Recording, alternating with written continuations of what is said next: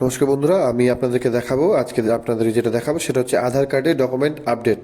এই document update আপনারা কিভাবে করবেন, তো তার জন্য আপনাদেরকে কিভাবে কি করতে হবে প্রসেসিং সেটা আমি আপনাদেরকে দেখাচ্ছি। তো প্রথমেই আপনারা গুগল ক্রোম কিংবা আপনার যে ব্রাউজার ইউজ করেন সেটা খুলে নেবেন।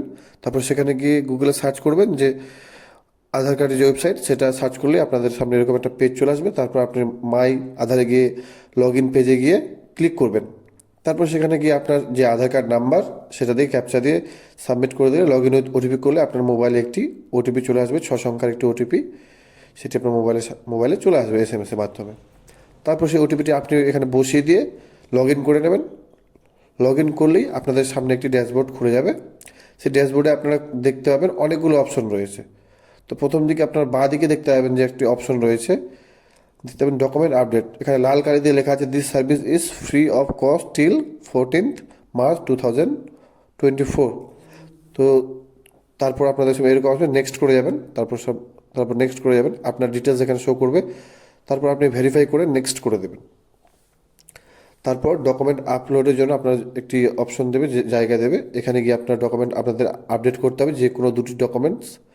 ওখানে আপনি সিলেক্ট করে নেবেন যে কী আপডেট করবেন, কোন আইডিটা আপলোড করবেন। তারপর সেটাকে আপনারা স্ক্যান করে রাখবেন আগে থেকেই। সেই স্ক্যান করে তারপর এখানে গিয়ে আপনারা আপলোড করে দেবেন সেই নির্দিষ্ট ডকুমেন্টগুলো পরপর দুটো। তারপর আপনারা এখানে আবার কনফার্ম হয়ে যাবেন। এখানে ক্লিক করে যেদিকে ক্লিক করে নেবেন, ক্লিক করে কনফার্ম করে নেক্সট করে দেবেন, তারপর ওকে করে দেবেন। তারপর আপনাদের ডকুমেন্টসগুলো আছে সেগুলোকে আপলোড হওয়ার জন্য একটু টাইম নেবে। তারপর আপনারা সেটাকে দেখতে পারবেন। তো এই ডকুমেন্টগুলো আপনারা যে ডকুমেন্টগুলো আপলোড করবেন সেই ডকুমেন্টসগুলো অবশ্যই জেপিজি কিংবা পিএনজি কিংবা পিডিএফ, এই তিনটি ফরম্যাটের মধ্যেই হতে হবে, তাছাড়া অন্য কিছু হবে না। এই যে দেখতে পাচ্ছেন, আপনাকে আরেকবার কনফার্মেশন দেবে, আপনি সাবমিট করে দেবেন। সাবমিট করে দেওয়ার পর আপনার সামনে আরেকটু ওয়েট করতে হবে। তারপর দেখতে পাবেন যে 15 সেকেন্ডে একটা টাইমার দেখাবে আপনাদেরকে, যে ডকুমেন্টসগুলো আপলোড হয়ে যাওয়ার পর একটা ফি পেমেন্টের অপশন দেবে। তো আপনারা এখানে ফিটি পেমেন্ট করতে হবে না, সম্পূর্ণ ফ্রি অফ কস্ট।